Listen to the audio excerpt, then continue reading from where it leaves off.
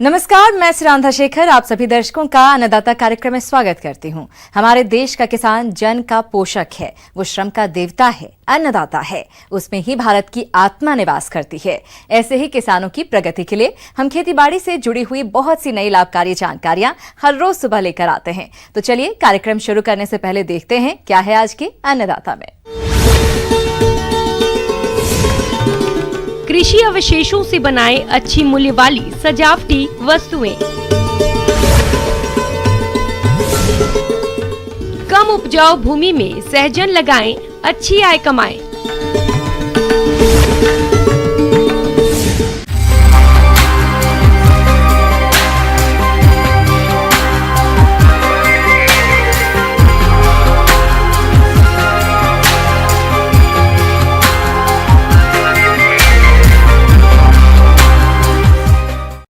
किसान भाइयों, आज हम आपको मिलवाने जा रहे हैं हिमाचल प्रदेश जिला सोलन के किसान परिवार से संबंध रखने वाली बिमला देवी से। ये मुख्यमंत्री स्टार्टअप योजना से जुड़कर बचे हुए कृषि अवशेषों से विभिन्न तरह के सजावटी उत्पाद बनाने का प्रशिक्षण हासिल कर रही हैं। तो आइए मिलते हैं इन्हीं से।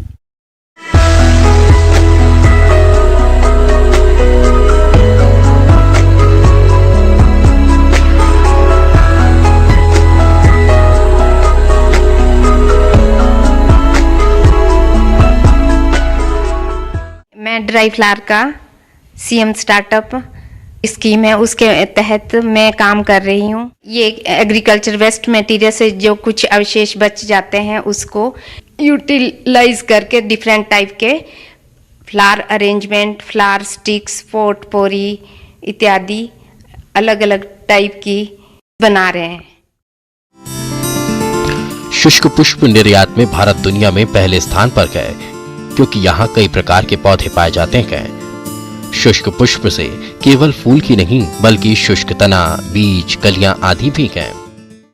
जैसे कि मक्की के छिलके होते हैं, जब हरे होते हैं मक्की खाने के लिए यूज होती है, और जो छिलके बच जाते हैं उसको हम डाई करके मतलब ब्लोटिंग शीट पे डाल के सुखाते हैं, फिर उसके डिफरेंट टाइप के फ्लावर बनाते हैं। और इन फ्लावरों को हम फ्लावर स्टिक में भी यूज कर सकते हैं और फ्लावर अरेंजमेंट में भी यूज कर सकते हैं। इसके अलावा जो मक्की के छिलके होते हैं उसका हम फ्लावर स्टिक्स बनाते हैं। एक स्टिक में हमारा खर्चा 10-12 रुपये आता है और हम मार्केट में इसमें 30-40 रुपये में बेचते हैं। और मक्की के छिलकों की जो अवशेष बच जाता है उसको हम डाई करके डिफरेंट टाइप की राखीज बनाते हैं। और गेहूं जिसकी डंडियां बच जाती है उसको भी हम डिफरेंट टाइप की राखियां बनाकर मार्केट में बेची। अभी जो पिछले अगस्त महीने में राखी का सीजन था तो उसमें हमने 100-200 राखीज बनाई हैं और बेची है।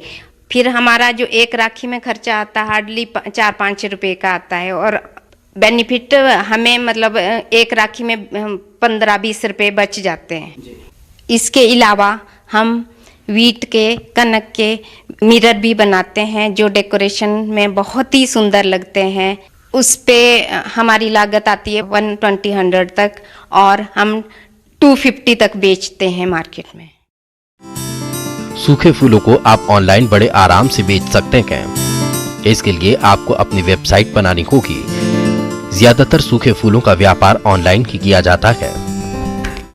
जो भी सीएम स्टार्टअप से के अंतर्गत जो भी काम कर रहे हैं ड्राई फ्लावर प्रोडक्ट का, तो इसमें हमने सारे ये देखे तो ये चीज़ें मार्केट में इसकी बहुत ज़्यादा वैल्यू है और यह मार्केट में बहुत अच्छे दाम में बिक भी रही है। जो भी ये ड्राई फ्लावर प्रोडक्ट हम काम कर रहे हैं इसमें स्वरोजगार के बहुत ही अच्छे साधन है, इनकम के सोर्सेज। जो बेरोजगार लेडीज है वो भी हमारे साथ जुड़ रही है धीरे धीरे, और इसमें आय के अच्छे साधन मिल रहे हैं हमें। किसान भाइयों, अभी आपने बिमला देवी के अनुभव को सुना। आइए इस बारे में और अधिक जानकारी के लिए मिलते हैं डॉक्टर भारती कश्यप से।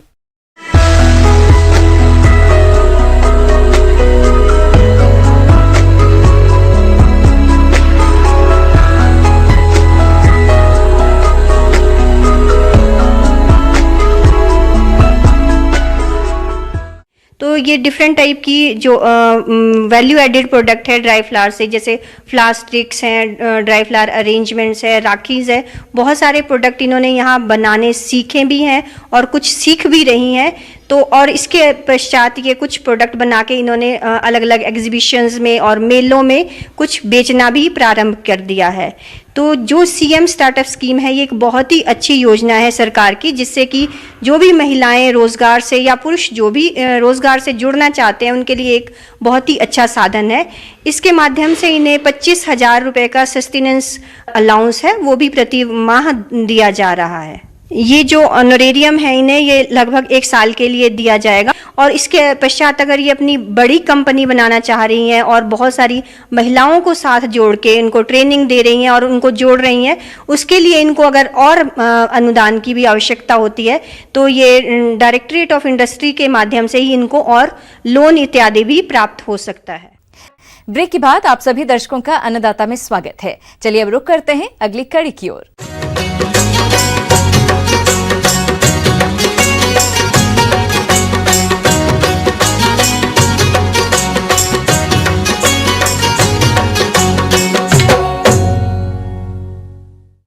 सहजन एक बहुउपयोगी पौधा है।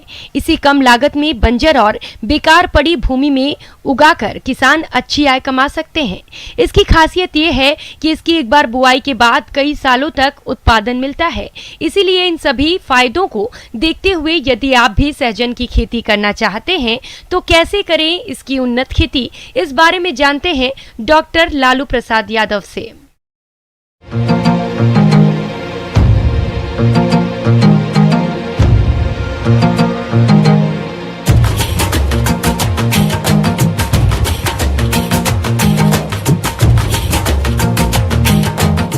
आज के परिदृश्य को देखते हुए और आज की जो बीमारियां हैं, खान पान जिस तरह से चेंज हो रहा है, उसको देखते हुए हम आज ड्रमस्टिक के कल्टीवेशन और उसकी मैनेजमेंट प्रैक्टिसेस के बारे में बात करेंगे, जिसको हिंदी में सहजना भी बोला जाता है, इसको मूंगा भी बोला जाता है। इसकी खेती आजकल दिन प्रतिदिन पानी की कमी को देखते हुए और इसकी न्यूट्रिशनल वैल्यू को देखते हुए बढ़ती जा रही है। इसको बॉटनिकली मोरिंगा ओलिफेरा बोलते हैं और इसका उत्पत्ति स्थल भारत पाया गया है। सहजन बहुवार्षिक कमजोर तना और छोटी छोटी पत्तियों वाला लगभग 10 मीटर से भी ऊंचा पौधा होता है, जो न सिर्फ उत्पादन ज्यादा देता है बल्कि यह प्रोटीन, लवण, लोहा, विटामिन बी और विटामिन सी से भरपूर है। इसकी खेती के लिए हमें सबसे पहले मिट्टी का चुनाव करना होगा, जिसमें बलुई दोमट मिट्टी सबसे उपयुक्त पाई गई है, जिसका पीएच मान लगभग 5.5 से 7.5 के बीच में होना चाहिए। वहाँ पे इसकी खेती अच्छे से हो सकती है। सहजन की खेती सभी प्रकार की मिट्टियों में की जा सकती है, यहाँ तक कि बेकार, बंजर और कम उर्वरा शक्ति वाली भूमि में भी इसकी खेती की जा सकती है। परंतु व्यावसायिक खेती के लिए साल में 2 बार फल देने वाले सहजन के लिए 6 से 7.5 पीएच मान वाली बलुई दोमट मिट्टी बेहतर पाई गई है। इसका प्रोपोगेशन हम कलम से इसलिए तैयार करते हैं कि इसमें 2 तरह की प्रजातियां पाई जाती है, मीठी और कड़वी। प्रमाणित संस्थान से ही इसका बीज खरीदें, जिससे आपका पौधा जो तैयार होगा वो मीठा तैयार होगा। इसको हम 2 तरीके से लगाते हैं, बीज से और इसकी कलम से। कलम को हम कटिंग बोलते हैं। बीज से लगाने के लिए हम 3.5 बाई 3.5 मीटर पे 60 बाई 60 सेंटीमीटर के गड्ढे तैयार करते हैं मई जून के महीने में। और गड्ढे तैयार करने के बाद में उसको ऊपर वाली 30 सेंटीमीटर मिट्टी और 30 सेंटीमीटर के भाग में गली हुई गोबर की खाद मिला के और गड्ढे को 15 दिन के बाद में वापस भर देते हैं। और उसके बाद में हम एक गड्ढे में 2 बीज डाल देते हैं। अगर हम इसका पौधा कलम से तैयार करते हैं तो इसकी 60 से 70 सेंटीमीटर 1 इंच मोटी कलम मदर प्लांट से लेते हैं और उसको बारिश शुरू होने के 15 दिन पश्चात काट के और खेत में लगा देते हैं। 1 हेक्टेयर में खेती करने के लिए 500 ग्राम बीज पर्याप्त है। साल में 2 बार फलन के लिए बीज से प्रवर्धन करना अच्छा होता है। बीज को सीधे तैयार गड्ढों में या फिर पॉलीथीन बैग में तैयार कर गड्ढों में लगाया जा सकता है। पॉलीथीन बैग में पौधे 1 महीने में लगाने योग्य तैयार हो जाते हैं। इसके साथ में इसमें जो लगाने की विधि है वो 3.5 बाई 3.5 मीटर पे भी लगा सकते हैं। इसके अलावा 4 बाई 4 मीटर और 5 बाई 5 मीटर पे भी लगा सकते हैं। इसके बाद में लगाने के बाद में हम इसमें शुरुआत में 15 दिन में 2 सिंचाई करते हैं। उसके बाद में इसमें बहुत कम पानी की आवश्यकता होती है। इसकी खेती पत्तियों के लिए भी की जा सकती है। पत्तियों की इसकी सब्जी बनती है, भाजी बनती है। इसके अलावा इसकी जो फलियां हैं उसकी सब्जी बनती है। और इसमें जो पोषक तत्वों की मात्रा है वो बहुत ज़्यादा मात्रा में पाई जाती है। जैसे कि हम उदाहरण के रूप में समझते हैं कि इसमें सबसे ज़्यादा विटामिन ए जो गाजर में पाया जाता है वो इसमें 3 से 4 गुना ज़्यादा पाया जाता है। विटामिन सी जो सबसे ज़्यादा नींबू वर्गीय फसलों में पाया जाता है वो इसमें 6 से 7 गुना ज़्यादा पाया जाता है। पोटेशियम और प्रोटीन जो केले में और दूध में पाया जाता है वो इसमें 2 से 4 गुना ज़्यादा पाया जाता है। आयरन की मात्रा इसमें 3 से 4 गुना ज़्यादा पाई जाती है, जो सबसे ज़्यादा पत्तीदार सब्जियों में पालक और धनिया में पाया जाता है और स्पाइनच में पाया जाता है। इसलिए पोषक तत्वों की मात्रा को देखते हुए, इसकी उत्पादकता को देखते हुए, इसकी जो प्रबंधन क्षमता है उसको देखते हुए सभी रूपों में इसकी जो खेती है वो आम किसान के लिए, काश्तकार के लिए बहुत ही लाभप्रद होती है। ब्रेक के बाद एक बार फिर से आप सभी दर्शकों का अन्नदाता कार्यक्रम में बहुत बहुत स्वागत है। बढ़ते हैं अगली प्रस्तुति की ओर।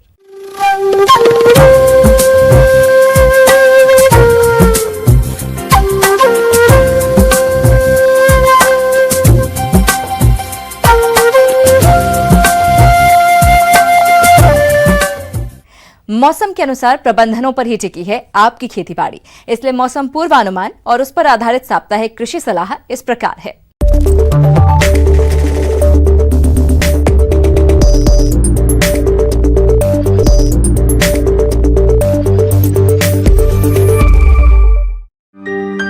ग्रामीण कृषि मौसम सेवा, भारत मौसम विज्ञान विभाग संगरिया द्वारा भेजे गए मौसम पूर्वानुमान रिपोर्ट के आधार पर जिला हनुमानगढ़ के किसान भाइयों को सलाह दी जाती है कि इस समय कपास की फसल पर सफेद मक्खी, थ्रिप्स और हरा तेला का प्रकोप हो सकता है। इसके लिए किसान भाई खेत की निरंतर निगरानी करें। सफेद मक्खी और हरा तेला की रोकथाम के लिए बिफ्रोजिन 25 SC की 200 मिलीलीटर मात्रा 100 लीटर पानी के साथ मिलाकर छिड़काव करें। थ्रिप्स की रोकथाम के लिए स्पाइनेटोरान 11.7 SC की 100 मिलीलीटर मात्रा 100 लीटर पानी में मिलाकर छिड़काव करें। सितंबर माह में 1 किलो मैग्नीशियम सल्फेट 9.6%, बोरान 100 ग्राम तथा 1.5 किलोग्राम पोटेशियम नाइट्रेट को 100 लीटर पानी में मिलाकर 10 दिन के अंतराल पर छिड़काव करें। पीरा विल्ट के लक्षण दिखाई देने पर तुरंत 1 ग्राम कोबाल्ट क्लोराइड को 100 लीटर पानी में घोलकर छिड़काव करें। देसी कपास की फसल में चितकबरी और अमेरिकन सुंडी की रोकथाम के लिए स्पाइनोसेड 45 SC की 0.33 मिलीलीटर मात्रा प्रति लीटर पानी की दर से घोलकर छिड़काव करें। वर्तमान मौसम में धान की फसल में जीवाणु पत्ती झुलसा रोग की संभावना को ध्यान में रखते हुए धान की फसल में पत्तियों का रंग पीला पड़ रहा हो तथा इन पर जल शोक धब्बे दिखाई पड़ने पर कभी कभी पत्तियां पूरी तरह से पीली पड़ जाती हैं, तो इसकी रोकथाम के लिए कॉपर ऑक्सीक्लोराइड 77 WP की 1.25 किलोग्राम मात्रा प्रति हेक्टेयर की दर से 150 लीटर पानी में घोलकर 15 दिन के अंतराल पर छिड़काव करें। धान की फसल में शीथ ब्लाइट की रोकथाम के लिए एजोक्सिस्ट्रोबिन 18.2% और डिफ्रेंकोनाजोल 11.4 SC की 1 मिलीलीटर मात्रा 1 लीटर पानी के हिसाब से घोलकर छिड़काव करें। मूंगफली की फसल में टिक्का रोग के लक्षण पत्तियों पर हल्के भूरे रंग के गोल धब्बे जिनके चारों तरफ निचली सतह पर पीले घेरे होते हैं। अधिक प्रकोप होने पर तने और पुष्प शाखाओं पर भी धब्बे दिखाई देते हैं। इसके नियंत्रण के लिए हेक्साकोनाजोल 5 SC की 1 मिलीलीटर मात्रा प्रति लीटर पानी की दर से घोल बनाकर 15 दिन के अंतराल पर छिड़काव करें। ग्वार की फसल में झुलसा रोग की रोकथाम के लिए स्ट्रेप्टोसाइक्लिन 5 ग्राम या प्लांटोमाइसिन 50 ग्राम 100 लीटर पानी में घोल बनाकर छिड़काव करें। इसके अलावा जिनेब या मैंकोजेब का भी 2 ग्राम प्रति लीटर पानी के हिसाब से घोल बनाकर छिड़काव कर सकते हैं। दुधारू पशुओं में जन्म के बाद नवजात का नाक मुंह साफ करें। नाल को 4 अंगुली नीचे छोटा धागा या रस्सी से बांधकर साफ कैंची से या ब्लेड से काटें। नाल काटने के बाद नाल पर टिंचर आयोडीन लगाएं। जन्म के 6 घंटे के अंदर बच्चे को माँ का पहला दूध जरूर पिलाएं। यदि हो सके तो 2 घंटे के अंदर पिलाएं।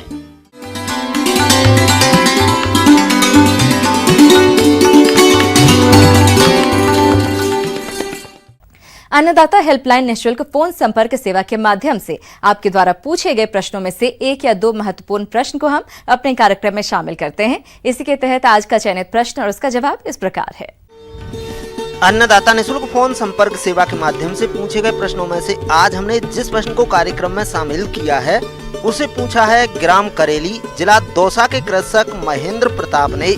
यह आम के फल वृक्षों में हर साल फलन के लिए किए जाने वाले कार्यों के बारे में जानकारी चाहते हैं। तो महेंद्र प्रताप जी, आपकी जानकारी के लिए प्रस्तुत है कार्यक्रम का ये अंश।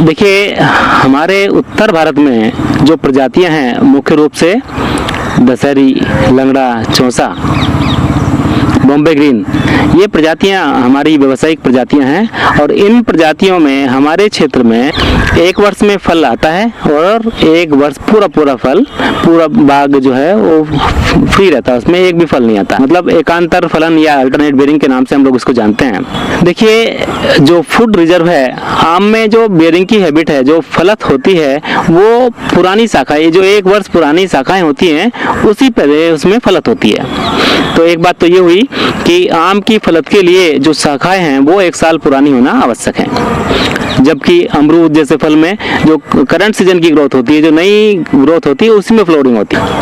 तो क्या है यहाँ पे कि जो 1 साल पुरानी शाखाएं होनी चाहिए फलत के लिए, जिसमें फ्लावरिंग सूट्स बनेंगे, जिसमें आपकी फ्लावरिंग होगी। कौन कौन से फैक्टर्स हैं जो इसको प्रभावित करते हैं? उसमें एक हम लोग मानते हैं कार्बन नाइट्रोजन अनुपात। जो कार्बन नाइट्रोजन अनुपात है, यदि वो सुसंगत नहीं है तो उसके कारण भी ये हमारी एकांतर फलन की समस्या आती है। होता क्या है, जब 1 साल फसल आती है, जब फलत होती है, तो जितना भी कार्बोहाइड्रेट्स पौधे में रिजर्व होता है वो सारा पौधा इस्तेमाल कर लेता है और क्या होता है कि पौधों में नाइट्रोजन की जो कंटेंट है वो बढ़ जाता है, जिसके कारण पौधा उस साल फलत में ना के केवल वानस्पतिक वृद्धि करता है। तो ये कंसेप्ट है। दूसरा ये भी है कि जो ग्रोथ हार्मोन से संबंधित है, जो पादप वृद्धि नियामक होते हैं, उनका भी इसमें महत्वपूर्ण रोल है, विशेष रूप से जिब्रेलिन्स का। जिब्रेलिक एसिड एक ऐसा ग्रोथ हार्मोन है जो पौधे की जो वानस्पतिक वृद्धि है उसको बढ़ाता है। तो इसके लिए हम क्या करते हैं, विभिन्न वृद्धि नियामकों का इस्तेमाल करते हैं, जिसमें कुछ ग्रोथ रिटार्डेंट्स भी होते हैं। उसी क्रम में एक ग्रोथ रिटार्डेंट है जिसको हम लोग पैक्लोब्यूट्राजोल के नाम से जानते हैं। ये एक ऐसा ग्रोथ रिटार्डेंट है। पौधे में जो जिब्रेलिक एसिड एक ग्रोथ हार्मोन है, एक प्राकृतिक ग्रोथ हार्मोन है, उसकी बनने की प्रक्रिया को ये रोक देता है, जिससे क्या होता है कि जब पादप वृद्धि रुक जाती है, जो वानस्पतिक वृद्धि रुक जाती है, तो फिर क्या होता है कि जो शाखाएं पौधे पर होती हैं उनमें वानस्पतिक वृद्धि ना होकर रिप्रोडक्टिव ग्रोथ होती है, मतलब फूल वाली स्टेज आ जाती है। भाई पौधों में 2 तरह की वृद्धि पाई जाती है, एक हम लोग कहते हैं वानस्पतिक वृद्धि और दूसरी होती है रिप्रोडक्टिव ग्रोथ, जिसको हम कहते हैं, जिसमें फूल और फल बनने की प्रक्रिया शुरू होती है। और ये पौधा पहले अपनी वानस्पतिक वृद्धि करता है, उसके बाद जब एक एज आती है, उसके बाद ये रिप्रोडक्टिव फेज में पौधा आता है, जब फूल और फलन की प्रक्रिया उसमें शुरू होती है। तो हम क्या करते हैं, जैसे ही फल हार्वेस्टिंग के बाद, जब आपने फल की तोड़ाई कर ली, उसके बाद जुलाई अगस्त में हम लोग हल्की कटाई छटाई करते हैं पौधों की, जिससे क्या होता है कि और नई शाखाएं आपकी अगस्त और अगस्त में निकलने आ जाती हैं। और उन जो नई शाखाएं हैं उन शाखाओं को इंड्यूस करने के लिए हम प्रूनिंग करते हैं और उनको मैच्योर करने के लिए हम लोग इस ग्रोथ हार्मोन का इस्तेमाल करते हैं। तो क्या करते हैं, कल्टार आपने जुलाई या अगस्त के महीने में प्रूनिंग कर दी, उसके बाद सितंबर के महीने में हम लोग इस रसायन का, इस ग्रोथ रिटार्डेंट का इस्तेमाल करते हैं। अब आपने छटाई कर ली, छटाई के बाद इस समय यानी सितंबर में प्रयोग करें। ये एक वृद्धि नियामक दवा है। इसका प्रयोग पेड़ की उम्र के हिसाब से किया जाता है। जो कल्टार है, कल्टार में 25% पेक्लाबुटराजोल होता है। ये एक एक्वस सॉल्यूशन होता है जो दूधिया रंग का होता है। ये आप ये माने कि 1/4 भाग कल्टार यदि हम 4 ml डालेंगे तो 1 ग्राम हम इसमें कल्टार का इस्तेमाल करेंगे। तो हमने बताया जो मात्रा है, मात्रा कल्टार की 1 ml पर कैनोपी डायामीटर, 1 ग्राम प्रति कैनोपी डायामीटर। तो 1 ग्राम हमको मिलेगा 4 ml से, तो 4 ml हम कह सकते हैं कि 4 ml प्रति कैनोपी डायामीटर। तो 4 ml जो हमारी मात्रा है पेक्लाबुटराजोल की, वो 1 मीटर कैनोपी डायामीटर के लिए एक 15-20 लीटर की एक हम बाल्टी लेते हैं, उसमें पानी भर लेते हैं और इस घोल को जो सफ़ेद रंग का एक्वस सॉल्यूशन है उसमें हम मिलाते हैं। अच्छी तरह से हम उसको मिला देते हैं और पौधे के कॉलर जोन में, कॉलर जोन जो होता है पौधे का जो जड़ वाला भाग है, जो मिट्टी जमीन का जो सतह है उससे एकदम टच करता हुआ जो भाग है, उसके पास जो तना है पौधे का, तने से 1 फीट की दूरी में हम एक थाला बनाते हैं छोटा सा, और उस थाले के अंदर जो हमने 15-20 लीटर के जो घोल है उसको हम डाल देते हैं। और ये काम कब करते हैं, 20 सितंबर तक हमको ये कर लेना होता है। जब हमने इसको अप्लाई कर दिया 1 महीने तक उसमें नमी बनाए रखना जरूरी होता है। अब ये माने कि आपने 20 सितंबर से लेके और 20 अक्टूबर तक उसमें हल्की सी नमी होना चाहिए, वो बहुत ज़्यादा सूखे नहीं। तो इससे क्या होता है, धीरे धीरे वो पौधे में अंदर जाएगा, पौधा उसको एब्जॉर्ब करेगा और जो वानस्पतिक वृद्धि जो होने वाली है उसको ना होकर ये क्या करता है, फिर जिब्रेलिक, जैसे पहले बताया कि जिब्रेलिक एसिड सिंथेसिस को रोक के और पौधे में फ्लावरिंग और फ्रूटिंग को बढ़ाता है। अब कितना पानी लें वो जानते हैं। अगर 4 मिलीलीटर दवा का प्रयोग करना है तो 1 लीटर पानी लें और 8 मिलीलीटर दवा का प्रयोग करना है तो 2 लीटर पानी लें। दवा के हिसाब से पानी की मात्रा बढ़ती है। पानी की मात्रा अधिक हो सकती है, कम नहीं। अब इसमें सावधानी क्या है, इसमें एक तो सावधानी ये है कि इस बार हमने जितनी मात्रा डाली थी, इस बार हमने डाली थी 4 ml पर कैनोपी डायमीटर। अगले वर्ष उस मात्रा को हम आधा कर देते हैं और उसके अगले वर्ष उसका भी आधा कर देते हैं और उसके नेक्स्ट ईयर हम उसको बिल्कुल 0 कर देते हैं। इस तरह से करने से क्या होता है कि हमारी जो मात्रा है वो हम धीरे धीरे उसको कम कर देते हैं और फिर चौथे साल में जाकर फिर से शुरू करते हैं ये मात्रा। ओवरडोज होने के कारण पौधे पर इसका नकारात्मक प्रभाव पड़ता है, इसीलिए हम इसकी उचित मात्रा और सही समय पर डोज देते हैं और उसको हर वर्ष हम घटाते रहते हैं। और ये प्रक्रिया हम हर वर्ष हम इसको कंटिन्यू यदि करते हैं तो हम लोग एक अच्छा उत्पादन और गुणवत्ता युक्त उत्पादन आम के बगीचों से लगातार ले सकते हैं।